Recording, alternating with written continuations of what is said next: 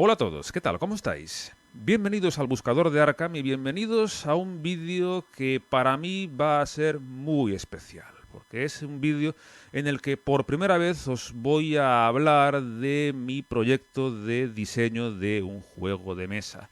Ya sabéis, los que seguís el canal, que hace tiempo que tengo la ilusión, las ganas de crear mi propio juego de mesa, pero no ha sido hasta hace unos meses donde realmente he tenido una idea que además he tenido el tiempo y las ganas de materializar. En particular, en los últimos 2 meses aproximadamente, me he podido dedicar prácticamente en exclusiva a desarrollar este proyecto. También debo decir que esta presentación que vais a ver la hice hace cosa de un mes, así que hay un par de cosillas que han cambiado respecto del juego. Bueno, os iré contando durante el vídeo. En este vídeo, pues, va a ser un poco una presentación del proyecto. Os voy a contar lo que se puede contar de este juego. Evidentemente no lo puedo contar todo porque aún todavía no está plenamente desarrollado, pero sí puedo contar bastantes ideas sobre cómo funciona el juego. Un juego que está ahora mismo básicamente acabando su fase de testeos alfa, se podría decir, y aún le quedan cosas por trabajar, pero que sí puedo decir que está ya en un punto en el que a mi juicio funciona bastante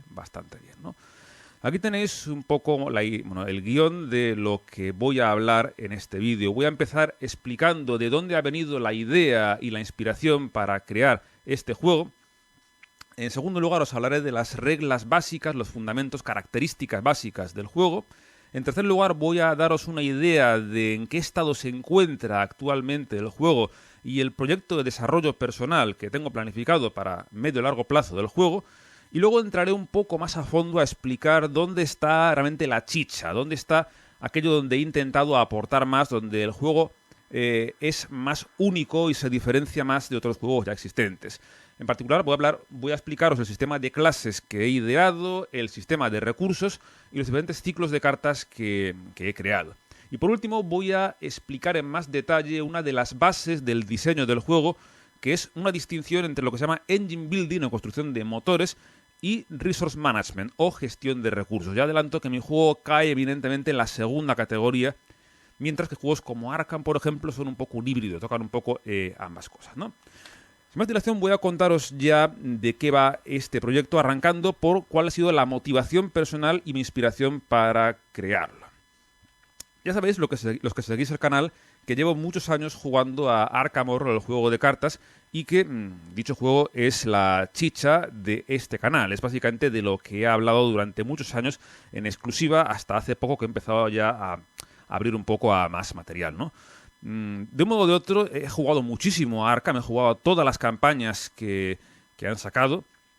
Y esto implica que, quieras o no, he llegado a conocer su sistema de juego a un nivel muy profundo. Ha sido algo gradual, no lo he conocido desde el día 1, pero sí con el tiempo, en base a jugar y en base a los análisis que he ido realizando del juego, pues he ido adquiriendo mucho conocimiento del juego hasta el punto de que considero que ya lo conozco a un nivel muy profundo. Y por ese motivo, ahora sí me empecé a plantear en serio la opción de hacer campañas fan-made. De hecho, ya visteis, el vídeo anterior fue justamente un proyecto, una propuesta de una posible campaña fan-made que mejoraría, a mi juicio, lo que la Ciudad Sumergida hizo mal, ¿no?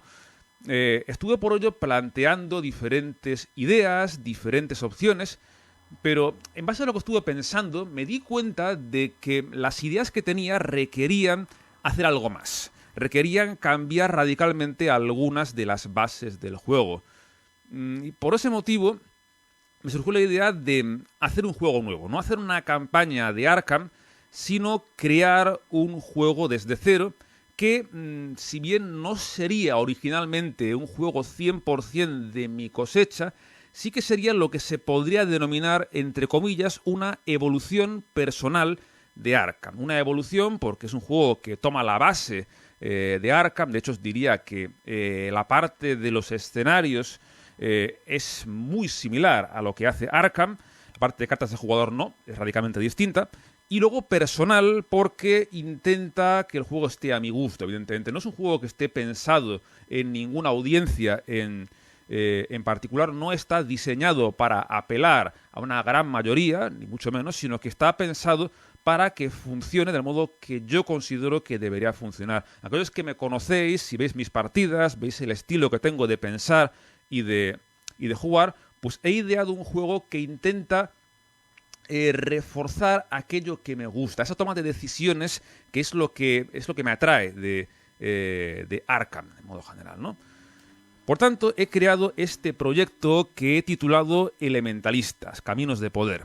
Es un juego que se basa en magia elemental, es un juego que desecha por completo la temática de Lovecraft y se basa básicamente en una temática de fantasía, de magia elemental, donde grupos de hechiceros, de magos, se embarcan en diferentes aventuras con diferentes fines, esencialmente para proteger a su pueblo y a su mundo de los desequilibrios de los 4 elementos. Es un juego que, al basarse en magia elemental, se basa en los 4 elementos básicos del mundo, que son el fuego, el agua, el aire y la tierra, y en él los jugadores serán hechiceros que dominarán alguno de esos elementos, ahí está la asimetría del juego, y que librarán varias aventuras donde mayoritariamente tratarán de proteger a su pueblo y al mundo de los desequilibrios de los elementos.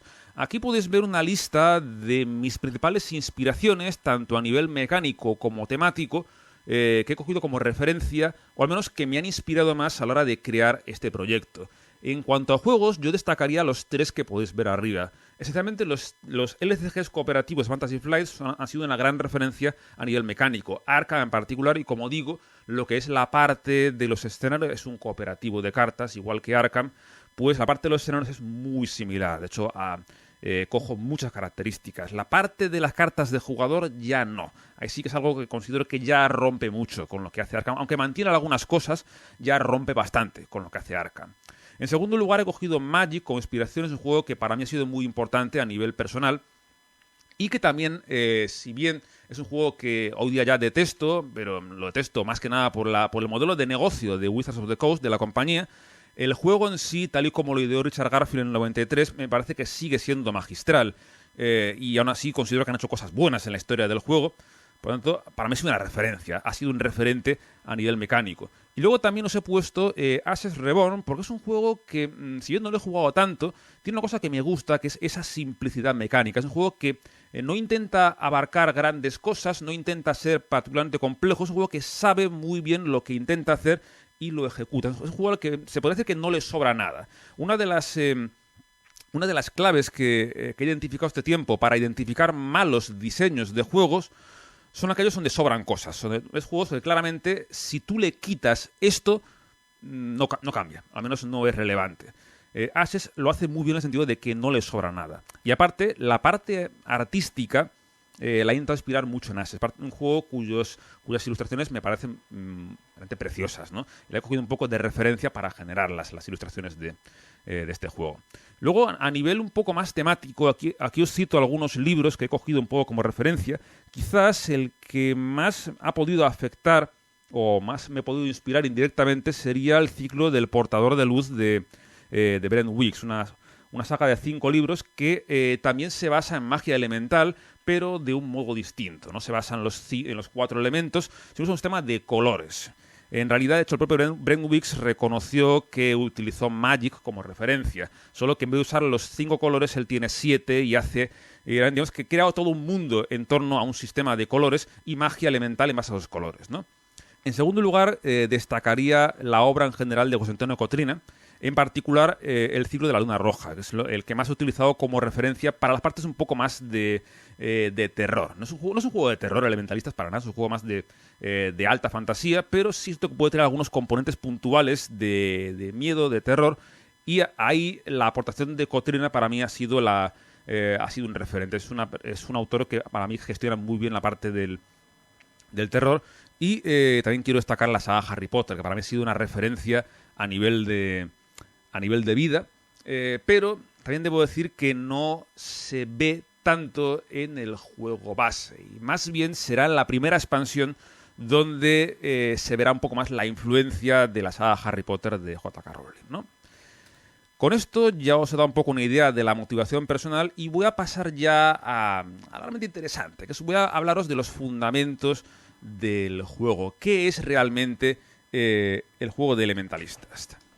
Elementalistas es esencialmente Arkham. De hecho, se podría confundir con un clon de Arkham, aunque debo reconocer que parte de los escenarios es muy parecida a lo que hace Arkham, pero implementa grandísimos cambios en la parte de los jugadores. Los jugadores no van a ser investigadores mundanos, sino que van a ser poderosos hechiceros que van a tener que gestionar su magia elemental para poder hacer frente a lo que los escenarios les plantean.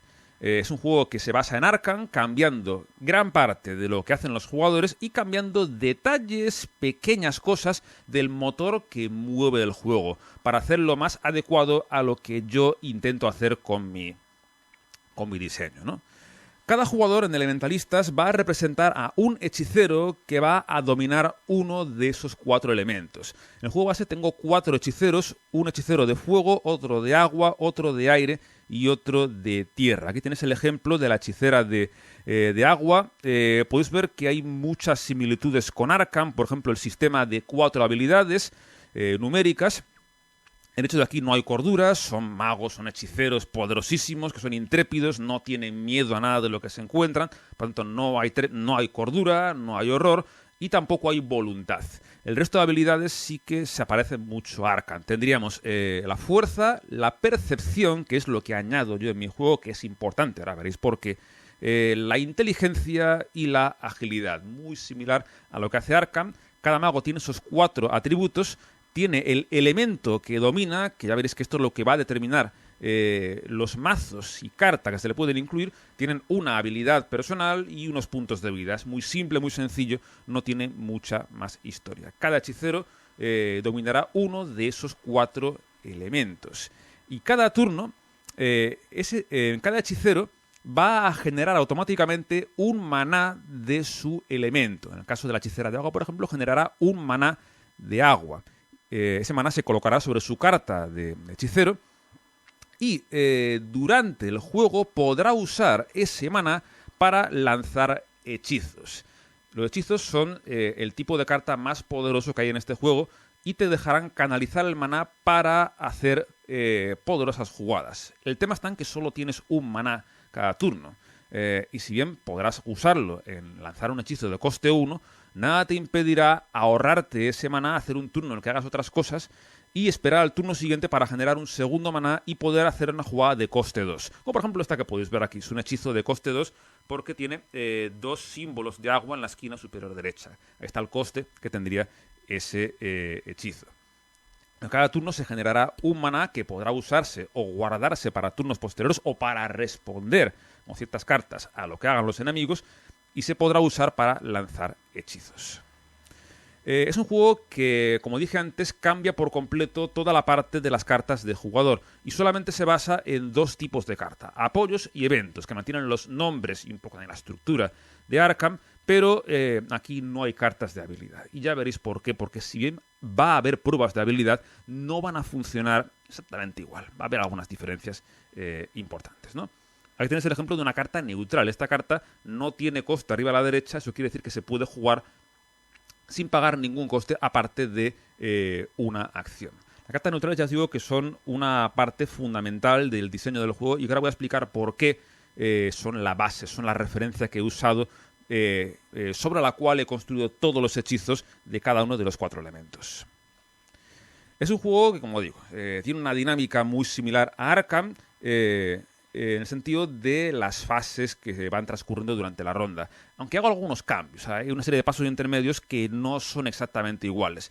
Elementalistas tiene 3 fases por ronda, que son fases de los jugadores, mantenimiento y encuentro. Se podría decir que la fase de enemigos la he englobado dentro del mantenimiento, porque he simplificado bastante el modo en el que los enemigos funcionan. Aunque puede haber alguno un poco más complejo, como este que os dejo aquí, un poco para abrir boca, lo he simplificado bastante. Y también he cambiado un poco el timing de cuándo se generan los recursos. En particular, el maná se genera al arranque de la fase de los jugadores. Mientras que en Arkham tienes los recursos y el robo en el mantenimiento, en Elementalistas el maná se genera al inicio de la ronda. Y eso crea una tensión, una decisión que puede ser muy interesante, que es la siguiente.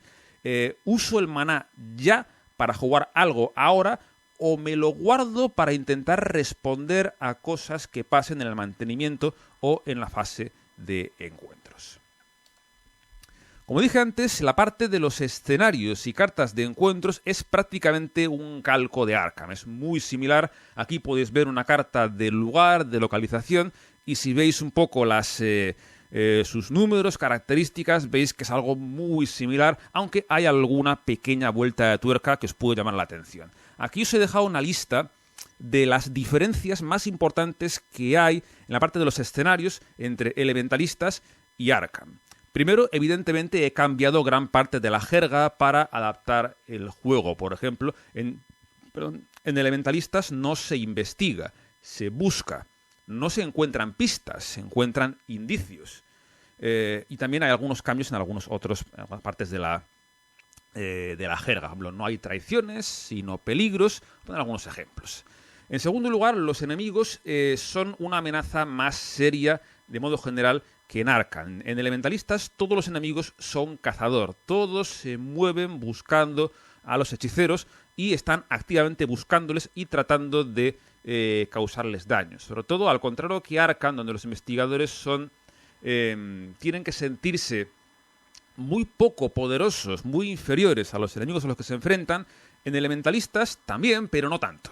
Los hechiceros son más poderosos y están un poco más a la par de los enemigos, y todos ellos están continuamente buscándoles, lo cual aparte me ahorra la necesidad de la palabra clave cazador. De hecho he tenido que idear otra para los que no se mueven. Ahora veréis, que de hecho lo voy a enseñar más adelante. En tercer lugar, Elementalistas tiene pruebas de habilidad, pero las dinámicas de las pruebas son diferentes. Bueno, primero de todo, aquí no hay bolsa de caos.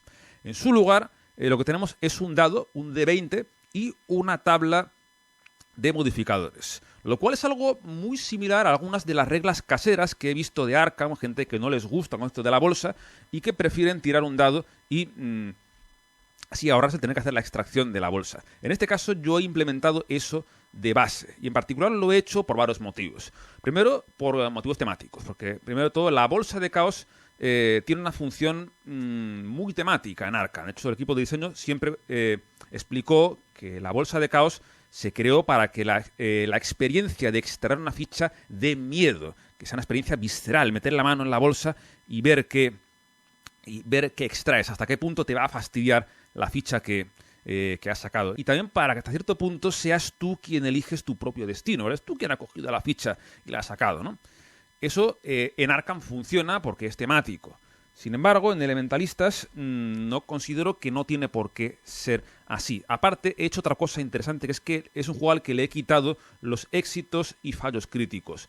Los hechiceros son magos muy poderosos y saben perfectamente lo que están haciendo. No tienen ni éxitos ni fallos críticos. Esto tiene una serie de implicaciones a nivel de dinámicas de juego, pero en base a todo lo que he testeado puedo afirmar que funciona perfectamente. Es mucho más rápido, igual que la variante que hice de Arkham del mazo de cartas. El tema del D20 agiliza muchísimo el proceso. Aparte, al ser un juego de fantasía, la gente que venga del rol, de jugar juegos de fantasía en general, pues va a encontrarlo muy temático, el hecho de que las pruebas se hagan con un D20.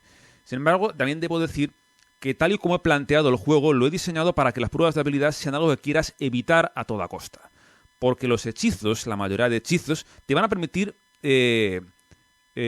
no hacer pruebas. La mayoría de hechizos te van a permitir obtener beneficios de un modo muy directo. Gastamos maná y hechizos y puedes pegar a enemigos, coger indicios de modo directo, robar cartas.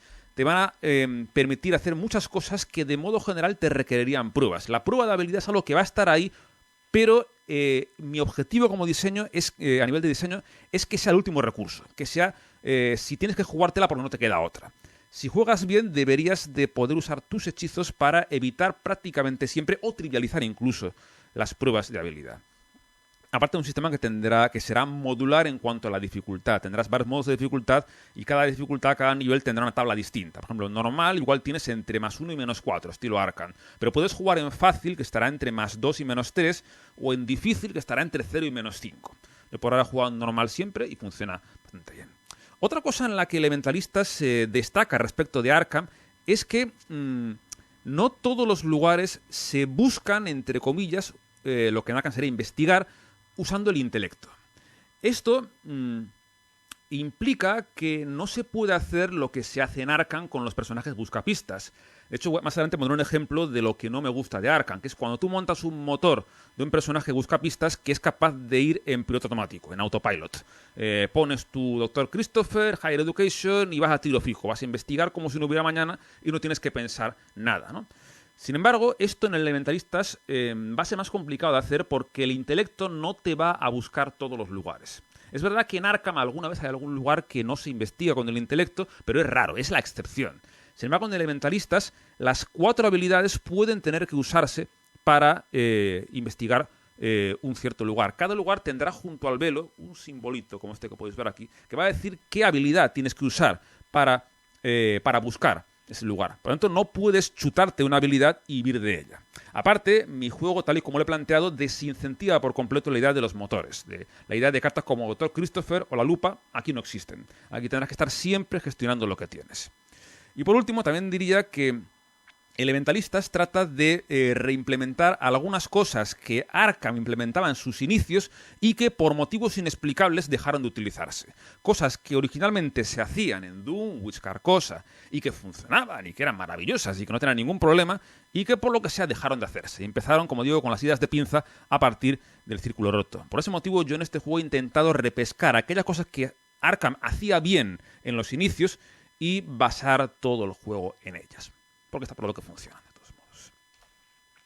Debo decir que ya he estado testeando mucho el juego. Si bien, como digo, este PowerPoint tiene ya un mes de antigüedad, yo había testeado, pero en proxies, con papelitos escritos con boli o en impresora en casa y poco más. Ahora ya tengo un prototipo ya propiamente fabricado, profesionalmente fabricado, impreso. Y llevo ya semanas ya jugando la campaña del juego base una y otra vez, testeándola con diferentes números de hechiceros, generalmente entre 2 y 3 estoy jugando, y esos testeos debo decir que me sugieren que el juego podría ser viable en true solo. Con la problemática habitual, sí, pero creo que podría funcionar particularmente bien. Sospecho, bueno, digo, no lo he testeado porque estoy testeándolo para entre 2 y 3. Puede ser entre 1 y 4 en teoría, igual que Arkham, Marvel Champions y demás. Yo estoy testeándolo entre 2 y 3. Es un juego en el que he intentado aprovechar muy bien la virtud que tiene el sistema de escenarios de Arkham. Prácticamente, a ver, no es una copia exacta, pero está muy inspirado. Tiene los mismos elementos, al menos muy similares. Y luego porque es perfecto. Es un sistema que funciona, por lo tanto, si algo funciona, como ingeniero no lo cambies. Entonces, si algo funciona, úsalo. Lo he usado y he intentado hacer lo que permite hacer, que es que cada escenario sea único. Cada escenario intente hacer algo distinto. Y en cada uno de los 3 escenarios que he planteado hasta ahora, pues intento hacer cosas distintas. Ahora voy a profundizar un poco más en qué realmente intenta hacer cada escenario. También comparaciones con Arkham. De los 3 escenarios, uno es un poco más mío. Hay otro que intenta resolver uno que estaba roto. Y otro que se basa en uno que funcionó muy bien, pero un poco a mi gusto. Lo más importante, a mi juicio, es que he intentado meter decisiones que tengan consecuencias, que es justamente lo que dije antes, cosas que Arkham hacía bien en los inicios y que luego inexplicablemente dejaron de hacer, que es la toma de decisiones dentro del escenario y que tengan consecuencias a corto, medio y largo plazo. En Elementalistas, lo acontecido en cada escenario realmente va a tener consecuencias palpables en escenarios posteriores. De hecho, puedo decir que una de las campañas de testeo me encontré con un efecto mariposa realmente impresionante. Yo jugué la campaña entera y cuando la acabé, no conseguí la mejor resolución posible. Hay varias resoluciones posibles para cada escenario y para la campaña en su conjunto. Y en la campaña, pues no conseguí la mejor. Pero me di cuenta de que, revisando las decisiones que tomé previas, si en el primer escenario, en el primero, hubiera tomado otro camino, hubiera ganado la campaña. Es decir, que me di cuenta de que una decisión que tomé en el primer escenario me fastidió la opción de conseguir la resolución perfecta de la campaña. Y eso es justamente lo que Arkham para mí fracasa absolutamente a partir del Círculo Roto. Que las campañas originales lo hacen bien, pero luego, por lo que sea, dejan de hacerlo. Y luego, por último, hay una decisión de diseño muy osada que tomé, que es que los hechiceros no tienen cartas personales. Dado que me inspiré mucho en Arkham y Marvel Champions, son juegos donde los personajes tienen una o más cartas personales. Y dije, bueno, si en esos juegos funcionan, pues no voy a ser menos. Voy a hacer lo mismo, voy a plantear que cada hechicero tenga una o más cartas personales. Sin embargo, en los testeos me di cuenta de que no aportaban nada relevante y que también cerraban mucho el espacio de diseño, tanto para yo diseñar cartas como para construir mazos. En Elementalistas los mazos son de 40 cartas. Y originalmente tenía 8 cartas personales para cada hechicero. Bueno, iban a una a 3 copias, otra a 3 y otra a 2. Eran 8, que eran 3 diferentes. Me di cuenta de que eran cartas o eran súper específicas y no aportaban nada, o eran cartas tremendamente útiles que estaría muy bien que pudieran ser jugadas por otros hechiceros. Por tanto, tuve que tomar la decisión, me costó tomarla porque es algo que implica distanciarme mucho de Arkham y Marvel, pero decidí hacerlo y me di cuenta que fue un gran acierto. Porque esto me dejó poder elegir las 40 cartas de cada personaje y me realmente enriqueció muchísimo la parte de construir mazos. Realmente no hay una fórmula mágica para resolver el mazo de cada personaje, sino que depende mucho del escenario específico que se vaya a jugar. En Arkham, a menudo tú puedes, entre comillas, resolver la construcción de un mazo de un personaje. Hay algo que es óptimo y que funciona. Hay algunas cartas, de luego, que son staples y que no vas a cambiar en la vida. Y realmente el margen de decisión es muy estrecho para hacer tu mazo de modo personal, pero que funcione. Luego, no entro en mazos temáticos, que son cosas aparte. Yo aquí siempre planteo los mazos desde la perspectiva de que funcionen.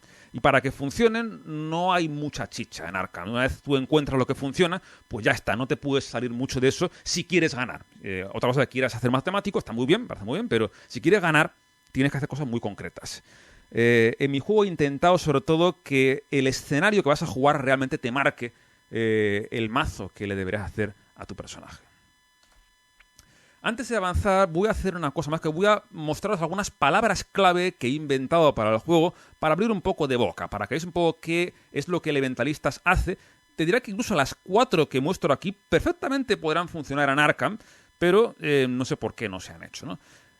Primero, la más ambiciosa es Frenzied, que en castellano sería alocado o enrabietado. Son enemigos que se activan al final de cada turno. En Arkham sabéis que cuando los enemigos se mueven y atacan en la fase de enemigos.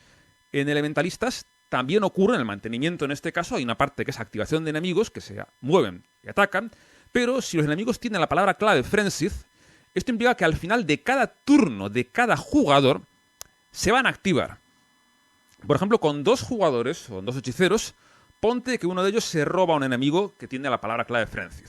Pues da igual quién empiece jugando. Cuando un jugador juega y acaba su turno, si no te has cargado el enemigo alocado, se va a activar. Va a moverse y va a atacar inmediatamente al hechicero enfrentado. Esto quiere decir que mientras no te lo cargues, se va a activar una y otra vez al final de cada turno. Así que son enemigos que están absolutamente enrabietados y que hay que sacárselos del medio muy rápido. En segundo lugar estaría slow, lento. Son enemigos que no pueden moverse de su lugar y que tampoco pueden atacar de oportunidad.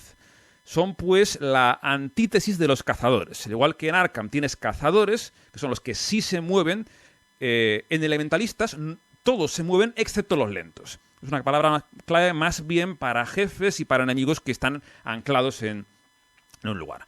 Luego estaría una de mis favoritas, que es Flying. Los enemigos voladores son enemigos que solo pueden ser atacados o evitados mediante hechizos. Por lo general, al igual que en Arkham, tú puedes combatir o intentar esquivar a un enemigo enfrentado contigo. También puedes combatir enemigo en tu lugar o enfrentado con compañeros. Esto es igual que Arkham. Sin embargo, los que tienen la palabra clave volador, estos solo puedes tocarlos, es decir, atacarles o evitarles con hechizos. Lo cual implica que tienes que gestionar bien tus hechizos, porque si no lo haces, pueden ser un quebradero de cabeza. Este de aquí, la verdad, este homúnculo que os muestro aquí, tiene pocos atributos, tiene poca vida, pega flojo y es facilísimo de pegar, pero tiene el problema de que solo puedes tocarlo con hechizos. Entonces te está forzando a gastar tu maná y tus cartas para quitarlo de en medio. Y la verdad es que es una palabra clave que a mí me sorprendió para bien de lo bien que funciona. Solo puedo decir eso. Y por último estarían los escurridizos, que son enemigos que no se pueden esquivar. Contra ellos no se pueden emprender acciones de evasión. Siguen teniendo agilidad, pero no pueden ser esquivados con acciones de evasión. Sí que pueden ser esquivados con efectos que les esquiven. De hecho, ya adelanto que la hechicera de aire tiene medios para esquivar de modo automático. Y sí que podría esquivar a los escurridizos, pero contra ellos no se podrían emprender acciones de evasión. Son 4 palabras que yo creo que podrían funcionar en Arkham, pero bueno, están todas pensadas para mi juego, no para Arkham. De modo que avanzamos ya a lo que sería el proyecto de desarrollo del juego. Ahora mismo es un juego que estoy evidentemente documentando con un GDD, es práctica habitual en diseño de juegos, es elaborar un documento de diseño, un Game Design Document, en el cual vas recogiendo todas las reglas del juego. No es un reglamento, es mucho más que un reglamento porque vas más allá de las reglas. Y también aparte lo uso como documento viviente de diario donde vas registrando los cambios que vas haciendo y cómo va creciendo el juego conforme avanza. De hecho, si un día quisiera publicarlo, si por ejemplo yo quisiera mandarlo a un publisher, es lo que tendré que mandarles. Tendré que enviarles el GDD para que vean en detalle qué es lo que realmente hace el juego. También va con su proyecto de negocio, también va con cuántas cartas tiene, cuántos tokens tiene, cuánto esperas que cueste la producción del juego y cosas más logísticas, digamos, ¿no? Pero ahora está más la parte de diseño todavía.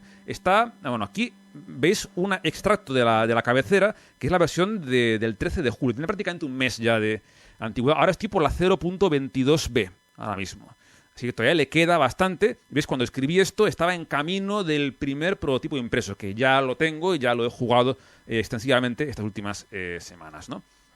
El objetivo actual que tengo es testear el juego en físico y calibrar el juego base, cosa que ya estoy haciendo. De hecho, te diría que en la última campaña que he hecho, los escenarios 1 y 3 están ya perfectos. Para mí, sobre todo el 3, me dio una partida absolutamente impresionante en la jornada de ayer. Fue un clímax absolutamente genial y que me demostró una vez más lo que dije en el vídeo anterior, que un buen clímax arregla la peor campaña, porque el escenario 2 aún no está. El escenario 2 no acabo de encontrar el modo de hacerlo funcionar, pero le he cambiado una regla ahora que lo probaré, si puedo ser hoy mismo, y ver si lo consigo solventar, ¿no?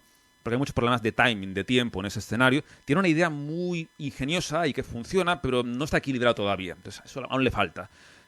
Aún está todavía en ello.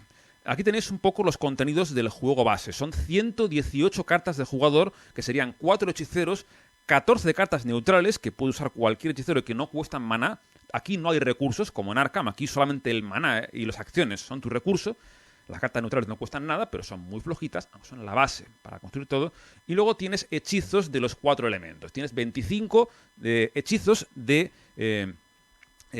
cada elemento. Ahí tienes un poco aspecto gráfico que tiene cada uno de los 4 elementos: fuego, agua, aire y tierra. Ahí tenéis hecho un ciclo de cartas ya. Es algo que he hecho mucho de menos en Arkham, que hagan ciclos de cartas, una de cada clase, que sean todas, que compartan un mecanismo, aunque sea con el toque personal de cada clase. Luego entraré un poco más a cómo funcionan las clases, los elementos en mi juego y el contraste con Arkham, que va a ser muy importante. Asimismo, el juego base va a contar con una mini campaña introductoria de 3 escenarios. Como todos los LCGs cooperativos Fantasy Flight, tienes 3 escenarios que se juegan en una mini campaña juntos. Una vez se concluya el testeo y calibración, que seguirá llevando meses todavía, tendré que tomar una decisión. Tendré que reevaluar si este proyecto queda como algo eminentemente personal o si intento llevarlo a testers externos, que será el siguiente paso del diseño. Una vez el diseñador tiene ya el juego tal y como a él o a ella le gusta, pues ahí se abriría la opción, digamos que el testeo beta pasaría ya a gente externa. Que si yo quisiera el juego fuese algo más, que aún no lo tengo seguro todavía, de hecho, sinceramente, lo dudo, pues se abriría a testers externos. En cualquier caso, yo tengo ya contempladas opciones de expansión. Ya tengo ya un plan de negocio para proseguir el juego, que está centrado en aventuras nuevas. Al contrario que Arkham, que siempre está al mismo tiempo trayéndote investigadores y cartas de jugador nuevas al mismo ritmo o mayor que aventuras nuevas, y eso es un problema porque hacen que se agote el espacio de diseño de las cartas de jugador muy rápido. Mi idea es ir poco a poco metiendo hechiceros nuevos, en particular meter la idea de los multielementos que puedan llevar cartas de 2 elementos o más, que aún no lo he probado todavía. Tendré que diseñar algún hechicero que sea bielemento. Y luego aventuras nuevas. En particular tengo pensada una, que ahí está un poco la referencia de Harry Potter, que es la idea de la Academia de Magos, la Academia de Hechiceros, la Escuela de Magia, en torno a la cual plantear una campaña. Que es algo que todavía está sin plantear, está solamente como idea.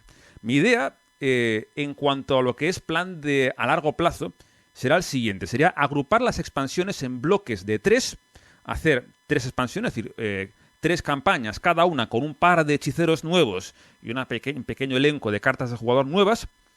Y luego, cada 3 expansiones, hacer una reedición del juego base teniendo en cuenta todo lo aprendido anteriormente. Es como lo que hacía Magic con los core sets, que cada año te sacaban una edición básica, que eran todo reimpresiones y recalibraciones de cartas ya existentes, ¿no?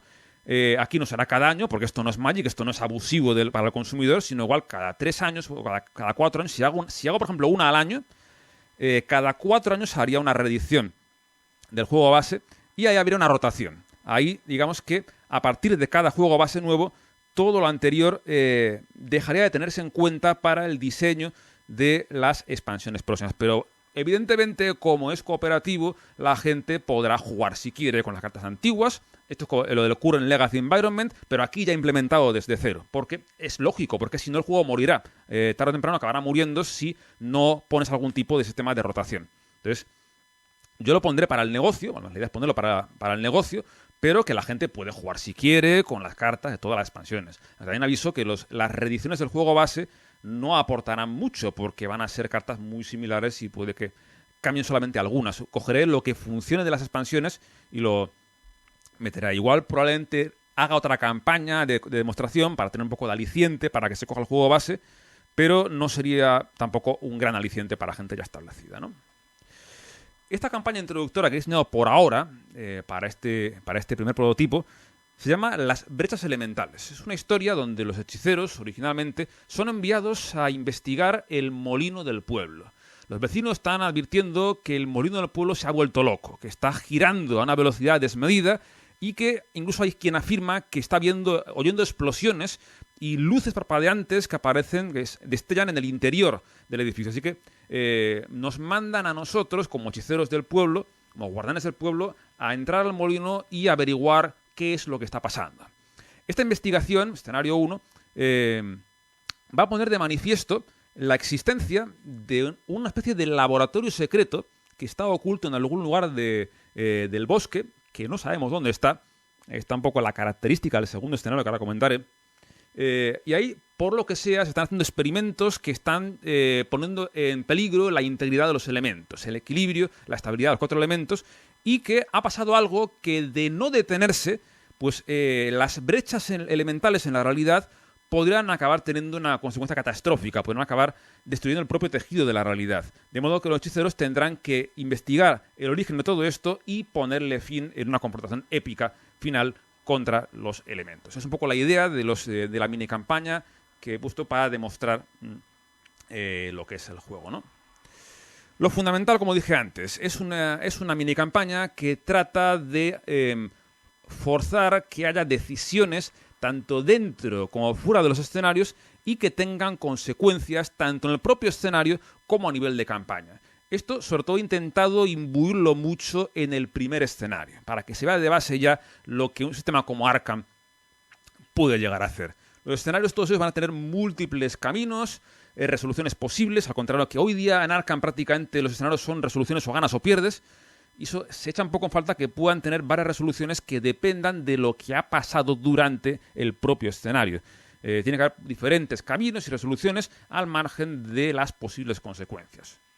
Son 3 escenarios, un escenario que es un tutorial básico del juego, pero que intenta sobre todo demostrar el potencial de las decisiones dentro del propio escenario. Te va poco a poco introduciendo las reglas básicas, sobre todo al cómo se buscan los lugares y la importancia de qué habilidad se usa para buscar. Eso se ve mucho en el primer escenario. Luego, el segundo escenario puedo decir que es una reimplementación del escenario de Lina Harper. Escenario que ya sabéis, lo que me conocéis, que no me gusta nada, lo aborrezco mucho y considero está muy mal diseñado a nivel mecánico. Al margen de que a la gente le pueda gustar temáticamente lo que hace, está muy mal diseñado a nivel mecánico. Y mi idea era plantear cómo se tendría que haber hecho ese escenario para que estuviese realmente bien diseñado y que también te dé las mismas dinámicas de misterio, de no saber a quién estás buscando ni dónde lo tienes que encontrar. Todavía es un poco tedioso el modo en que se tiene que prepararse, porque hay que hacer una especie de truco de manos con una serie de mazos de cartas, pero yo creo que lo he probado, funciona bien ya a día de hoy. Recomendaré usar fundas rígidas para ello, porque hay que manipular algunos mazos y no puedes ver las cartas. Tienes una arriba que está tapándolas, una de encuentros arriba, y luego hay que hacer un truco de manos un poco raro, pero bueno, funciona bien. Y luego el tercer escenario está basado en el escenario que más me gustó de Hemlock Vale, que es La noche más larga. Es algo similar, pero con mi toque personal. Sobre todo, la idea que tenía es ¿qué pasará si fuese un escenario similar a ese, pero tú pudieses contener de otros modos a los enemigos? Yo hasta ahí puedo leer, no puedo contar nada más sin entrar ya en spoilers más gordos. De modo que entramos ya en la parte donde considero que realmente estoy aportando algo, que es la parte, vamos a ver un poco más a fondo, la parte de las cartas del jugador. Sistema de clase, sistema de recursos y qué ciclos de cartas he incluido en este juego. De entrada debo empezar con una crítica a Arkham, que es el aspecto que menos me gusta del juego, que es la falta de especialización real de sus diferentes clases. Me explico. En Arkham, esencialmente hay que hacer dos cosas. Hay que coger pistas y derrotar a enemigos. Por tanto, el equipo de diseño, para que ningún investigador se sienta fuera de sitio o para permitir, mejor dicho, que todas las clases puedan realmente hacer lo básico, que es combatir y coger pistas, pues todas las clases cuentan con medios para combatir y para coger pistas. Sin embargo, si tú observas las diferentes cartas que hay, por ejemplo, para combatir, te das cuenta de que el nivel de efectividad de las cartas es muy similar, es prácticamente idéntico, que las diferencias que hay a nivel mecánico de las diferentes cartas para combatir, comparables entre ellas, son meramente temáticas. Realmente no es que los guardianes tengan mejores armas. Aquí tienes un ejemplo, aquí tenéis una comparativa entre diferentes pistolas que tenemos en cada una de las diferentes 5 clases. Quizás aquí la única excepción sea la solución extraña de buscador, porque es cierto que buscador no tiene ninguna pistola, per se, o algo similar, algún apoyo para pegar repetidamente, quizás salvo la solución extraña. Es un poco el intruso, el outlier, pero también tiene su justificación. Es una carta de nivel 4, al contrario que el resto son nivel 0, y tienes que haber identificado la solución original, haberla mejorado, pagado la experiencia, y este coste 1, pues digamos que está justificado por eso. Si tú le quitas el nivel 4 y el tener que hacer la identificación de la solución, te quedaría algo muy parecido a las otras 4 cartas. Si las comparáis, las 4 son prácticamente idénticas. La única diferencia que hay en cada una es que usan un mecanismo que intenta ser temático, que intenta ajustarse a la temática de su clase. Pero no es que realmente sean mejores o peores. Están prácticamente equilibradas las 5 cartas. Bueno, quitando igual la solución extraña, bueno, olvídate de esta carta por un segundo. Compara las otras 4. Están prácticamente equilibradas. No, todas prácticamente son equivalentes. Sí, tienen diferencias, pero son básicamente temáticas. Por ejemplo, la Derringer tienes menos municiones y requieres un margen de éxito para meter el daño extra, pero tienes un plus de combate extra.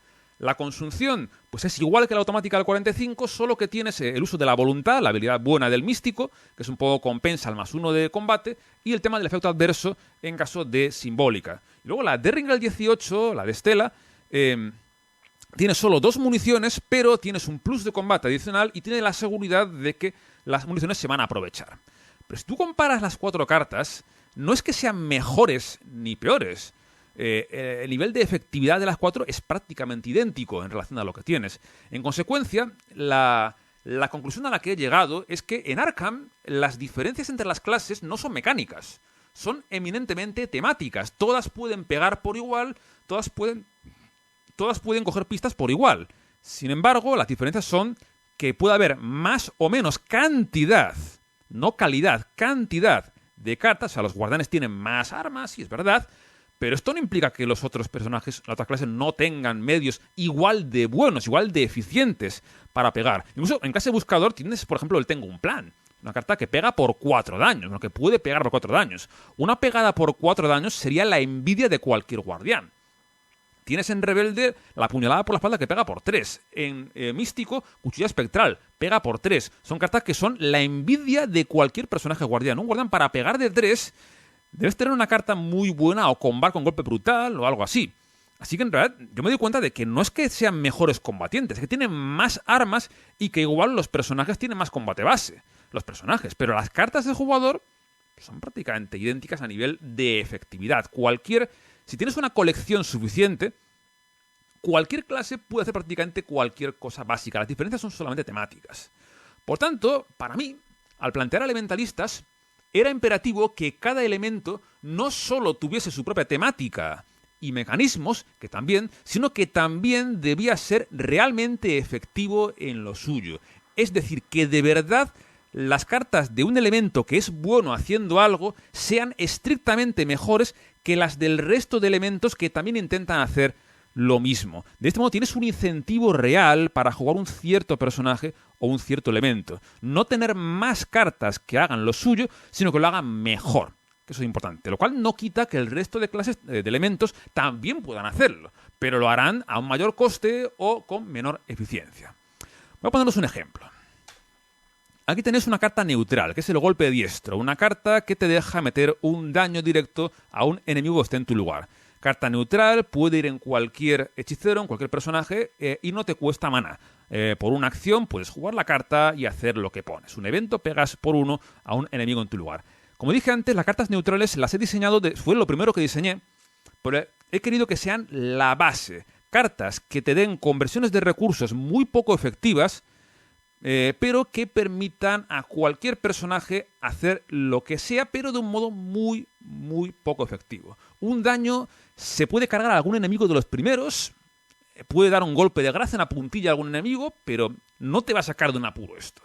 Es un pequeño refuerzo, pero en la práctica no sirve de mucho. Sin embargo, puede estar bien para ciertos personajes o para ciertos contextos. Ahora vais a ver, a continuación, cómo cada uno de los elementos aporta algo a un efecto similar a este. Fijaos. Aquí tenéis 3 hechizos. Un hechizo de fuego, uno de aire y uno de tierra. Todos coste 1, por un maná de su elemento. El fuego, puedo decir que es el elemento con mayor capacidad ofensiva. Eso quiere decir que es el elemento más capaz y más eficiente a la hora de meter daño a los enemigos. Por tanto, el toque que aporta el fuego es un daño extra. Flame Strike, golpe de llama, una carta que pega por 2 a un enemigo que esté en tu lugar. Es el doble de efectiva que la carta neutral de referencia. Puedo decir que no hay ni una sola carta que no sea de fuego que sea capaz de pegar de 2 directamente a un enemigo. Y eso es lo que te aporta el fuego. Te aporta cartas que van a pegar de modo más efectivo a los enemigos. No es que el fuego tenga más hechizos para pegar, que también por supuesto, sino que tiene mejores hechizos para pegar. Fijaos en lo que hacen el resto de elementos. Son todos menos efectivos. Ninguno va a pegar por coste 1 por 2. Sin embargo, sí que podrán pegar por 1, pero haciendo el toque personal de su elemento. Por ejemplo, el aire. El aire es un elemento que destaca porque es muy rápido, muy ágil y muy eficiente. Por tanto, lo que aporta el aire es que sí, la carta pega también de 1, pero es una acción rápida. Eso quiere decir que no te cuesta una de tus 3 acciones. Igual que en Arkham tienes 3 acciones por turno. Pues la cuchilla de aire, la Windblade, la cuchilla aérea, es igual que el golpe diestro neutral, solo que por un maná de aire consigues que no te cueste acción. Es lo que aporta el aire, la rapidez y la eficiencia. Y luego, en el caso de la tierra, lo que aporta es un poquito de curación. Es un daño, pero también te metes una curación de 1. Ahora bien, os preguntaréis dónde está el agua, que es el cuarto elemento de aquí no he mostrado. Bien, tal y como planteé el juego, el agua es el elemento menos efectivo a la hora de combatir enemigos. Tiene otras virtudes, es un fantástico elemento para curar, tiene muchos medios para encontrar indicios, para buscar a través de la percepción en particular, pero no es particularmente bueno atacando, haciendo daño a los enemigos. Por lo tanto, la única baza que tienes en el agua es esta carta de aquí, el Tidal Strike. De entrada es un coste 2, ya te cuesta 2 manas, por lo tanto tienes que esperar 2 turnos para poder jugarlo. O bien tener algún tipo de generador de recursos, que ahora entraré en los aceleradores, ¿no? La segunda pega es que no es un ataque directo. Fijaos que las otras cartas son ataques directos. Direct Attack son ataques directos que no requieren prueba de habilidad. Un ataque directo son palos directos sin prueba. Sin embargo, la carta de agua, ataque de agua, es una acción de ataque a secas. Por lo tanto, tienes que hacer prueba de habilidad. No te asegura que el ataque vaya a entrar. Ahí tenéis lo que dije antes. Los hechizos lo que van a hacer es evitar tener que hacer pruebas de habilidad.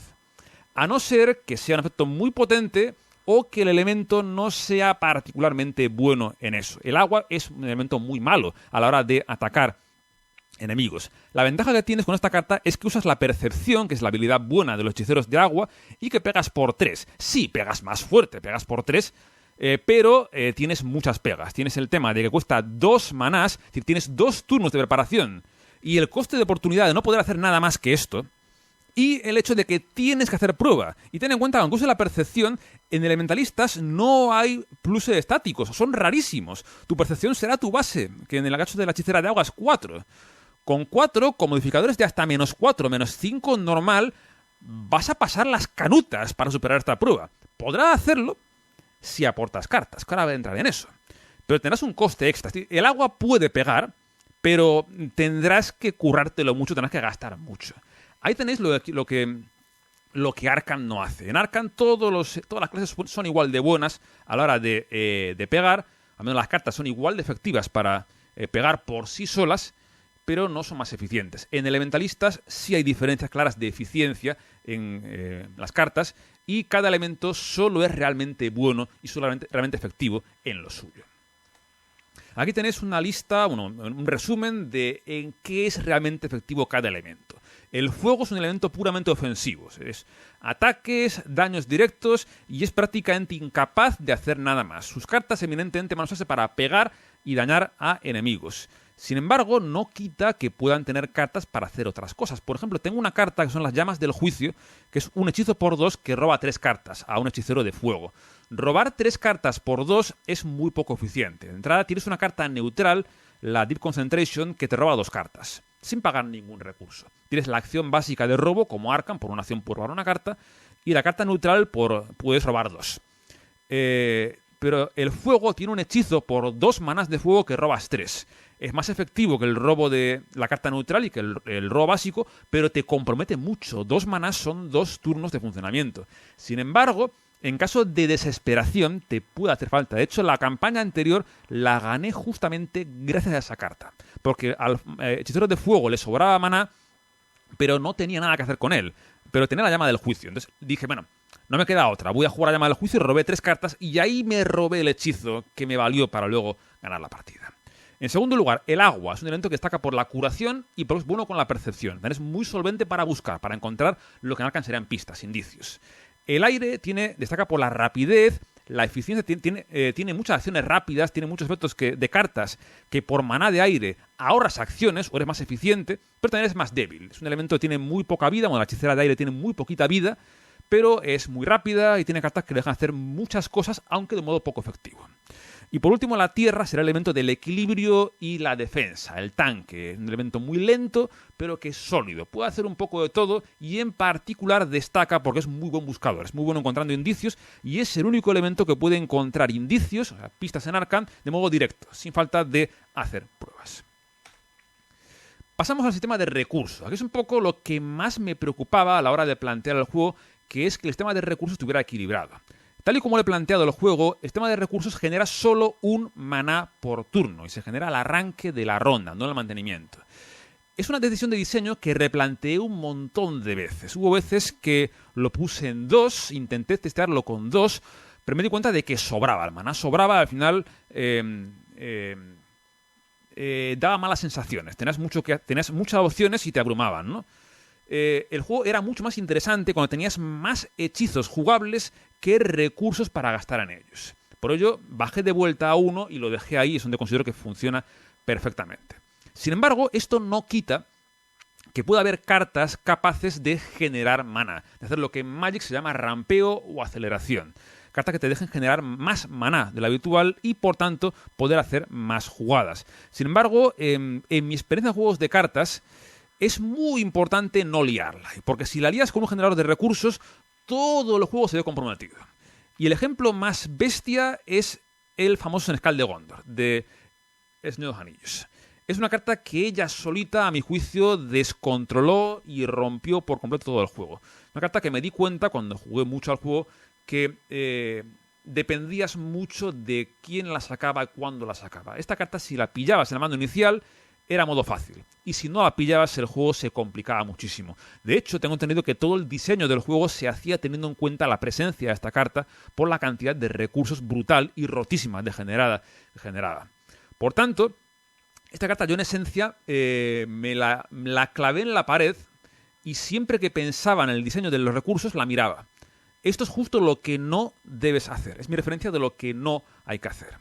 Por ello, si bien yo planteé en un primer momento no meter ningún generador de recursos, me di cuenta de que, bueno, alguno, pero bien planteado, sí que podría darle esa chicha al juego, porque una carta que te pueda habilitar de repente un hechizo caro que cambie de modo drástico la partida era interesante. Por lo tanto, lo que hice fue plantear una respuesta al Senescal de Gondor, que es lo que llamé el ciclo de las canalizaciones. Cartas que ya mostré antes, son una carta de cada color, un ciclo de cartas muy habitual en Magic, no tanto en Arkham. De hecho, en Arkham cuando lo han intentado, lo han hecho mal casi siempre. De hecho, el ciclo de la caja base de entrenamiento físico, hiperconsciencia, no funciona. Era una buena idea, pero no funciona. Son cartas que cuando tienes un par de expansiones ya no se juegan nunca. Sin embargo, los ciclos en Magic, por ejemplo, se usan mucho. Cartas, conjuntos de cartas, una de cada color, que comparten algo en común. Por ejemplo, recuerdo cuando empecé en Magic en 2019, había un ciclo de 5 caballos, que cada uno era de un color, eran todos parecidos, pero cada uno daba un poco el toque personal de su color, ¿no? Yo hice algo mucho más sencillo, que es creé una carta que es la canalización, un apoyo, coste 1, que entra con 3 manás de su elemento y que como acción rápida en tu turno, sin gastar acción, puedes agotarla y mover una de esas fichas a tu hechicero como recurso. Es la misma idea que el Senescal de Gondor, pero con una serie de cambios que lo hacen equilibrado. Primero, tienes usos limitados. Entran solo con 3 manás. En cuanto se gastan los 3, se acabó, se descarta la carta. Esto con Marvel Champions, cuando se queda sin usos, se descarta. No es como Arkham, una carta con usos que se agota, se queda ahí. Marvel Champions no. Aquí, esto con Marvel, se van al descarte cuando se quedan sin usos. De entrada, usos limitados. Eso evita que la carta reviente el juego. Pero te da una opción de durante 3 turnos tener un poquito más de chicha y te habilita jugadas de coste 2, que son interesantes. Y en segundo lugar hay un coste de oportunidad, que es que son cartas que ocupan un espacio que es lo que se llama de talento. En Arkham sería de arcano. Solo puedes tener 2 en juego. Por lo tanto, tener una canalización implica que sí, tendrás un par de turnos que generarás más mana de lo normal, pero tienes un coste de oportunidad, que no vas a poder tener 2 apoyos de hechizo jugados al mismo tiempo. Y eso va a ser un problema, porque los apoyos de hechizo son valiosos, son importantes. Tienes uno de cada elemento y cada uno hace lo mismo. Y aparte, otra cosa que también he intentado hacer, si bien la parte gráfica aún es provisional, está todo hecho con IA, no es nada muy currado, pero sí he pedido a la IA que haga algo que Arkham no hace, que es que cuando tienes un ciclo de cartas, que las 4 cartas sean artes gráficos similares. Fijaos que las 4 cartas son prácticamente idénticas en cuanto a ilustración, pero cada una con el toque de su elemento. En Arkham, Fantasy Flight tiene tanto empeño en reutilizar ilustraciones que se pierde algo tan bonito como esto. Tened claro que si yo un día produzco el juego, la parte gráfica se rehará por un profesional. Esto es todo hecho muy por mí y de aquella manera, ¿no? Y luego hay un segundo ciclo de cartas para generar recursos, que son las oleadas. Son eventos que por un maná de tu elemento te generan 3 manás de tu elemento. Es decir, netamente te generan lo mismo que las canalizaciones. Las canalizaciones te generaban 3 en total, pagabas 1, ganabas 2 netos. Las oleadas, igual, pagas 1, ganas 3, tienes 2 netos. La diferencia es que es inmediato. Te llevas el maná inmediatamente. Tiene sus virtudes, el hecho de que sea una sola acción te implica que no tienes que andar esperando turnos para obtener los recursos, el tema de que tampoco es un apoyo que ocupa un espacio. Tiene sus ventajas, pero también tiene sus inconvenientes, porque digamos que hay que usarlas solo cuando te hacen falta. Porque aparte tengo otra regla, que es lo que en Magic era la quemadura de maná. Es que si al acabar el turno tienes más de 4 manás bajo tu control, recibes un daño por cada maná en exceso de 4. Y esto es una regla que puse para incentivar que la gente no acumule recursos porque sí, sino que los use. Porque un miedo que tengo en este juego, aún solo lo he testeado yo todavía, pero un miedo que tengo es que la gente haga mazos que sean solo cartas neutrales, que abuse de las neutrales y no juegue los hechizos, que es un poco lo que la chicha del juego.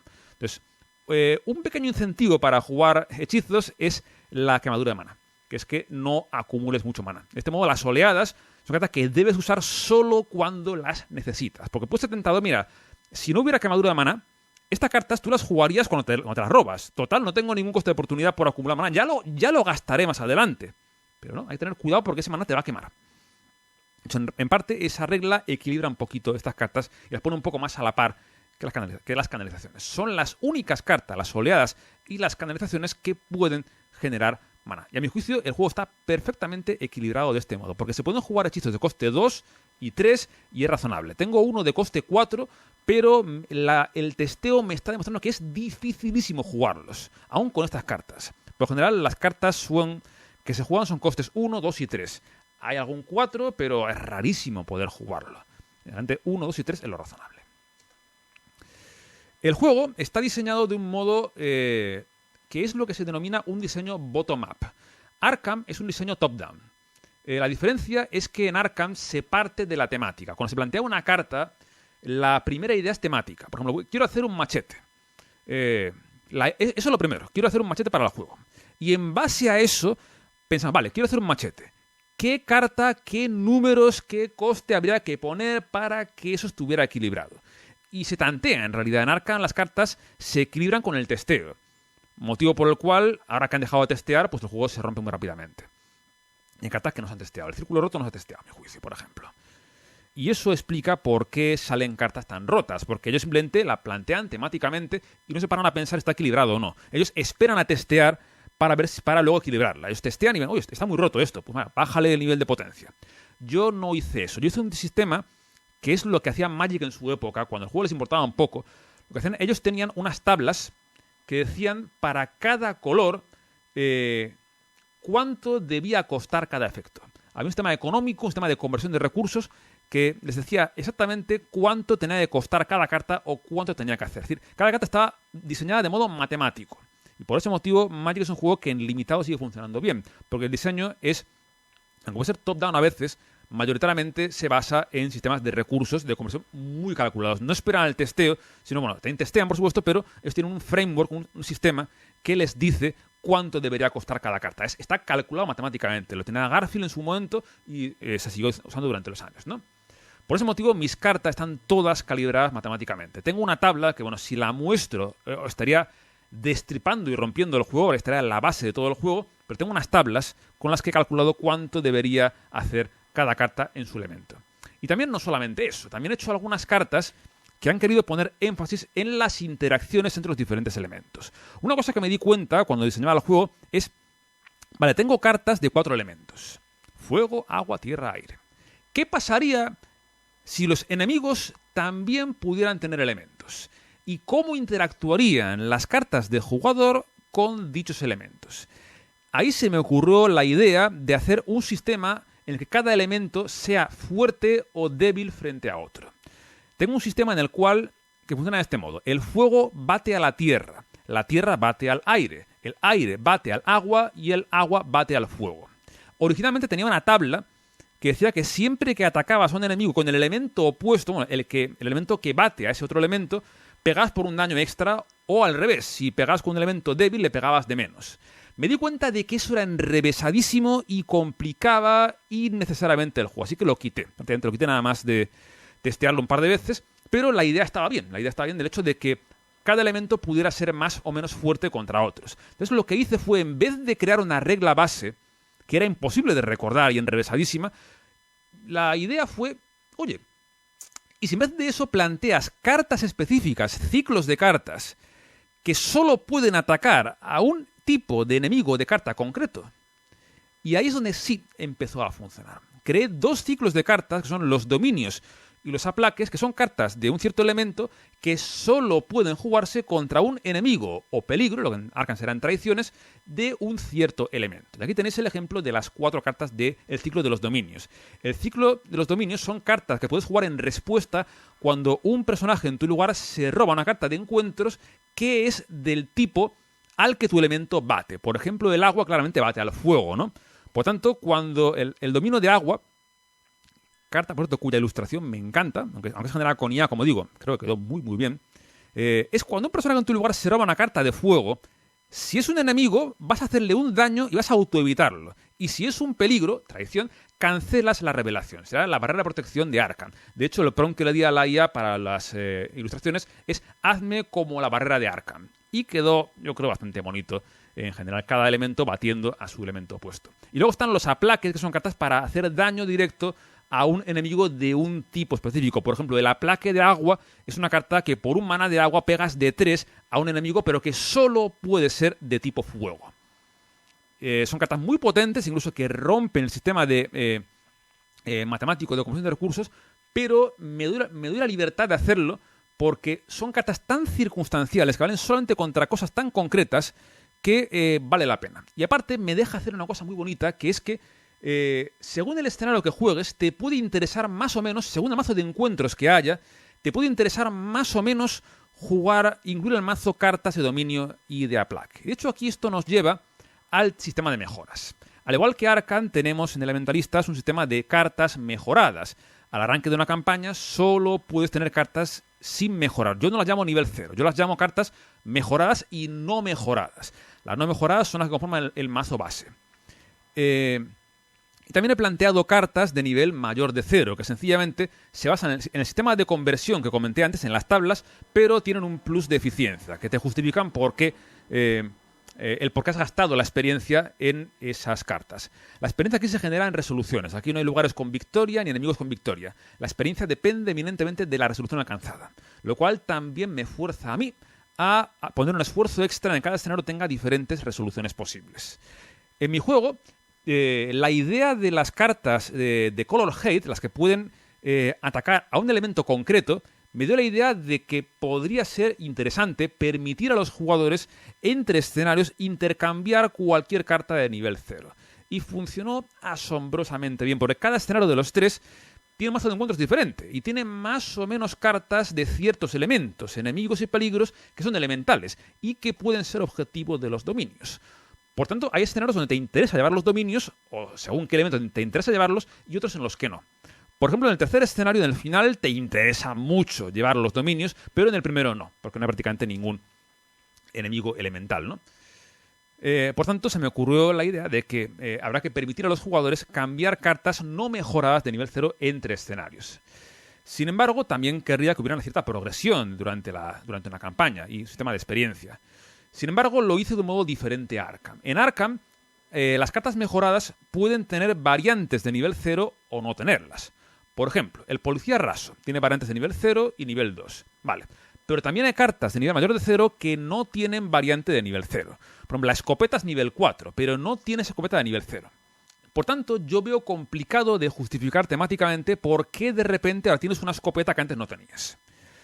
La idea que se me ocurrió fue usar la experiencia como un modo de reflejar cómo los hechiceros van ganando maestría en el uso de los hechizos que ya conocen. Por tanto, lo que planteé fue lo siguiente: todas las cartas mejoradas son exclusivamente variantes de cartas de nivel 0, de hechizos de nivel 0. Solamente los hechizos pueden ser mejorados. Las cartas neutrales no tienen variantes mejoradas, solo los hechizos tienen versiones mejoradas. Ahí tienes el ejemplo del Tidal Strike, la carta de agua de ataque, que tiene dos variantes mejoradas, que lo que te dan son pluses de habilidad que sí que te van a hacer que el ataque de verdad pueda entrar y que no sea tan complicado como la carta de nivel 0. La idea de gastar la experiencia en mejorar un hechizo es ilustrar cómo el hechicero ha ido ganando maestría y ha ido aprendiendo a usar mejor el hechizo que ya conoce.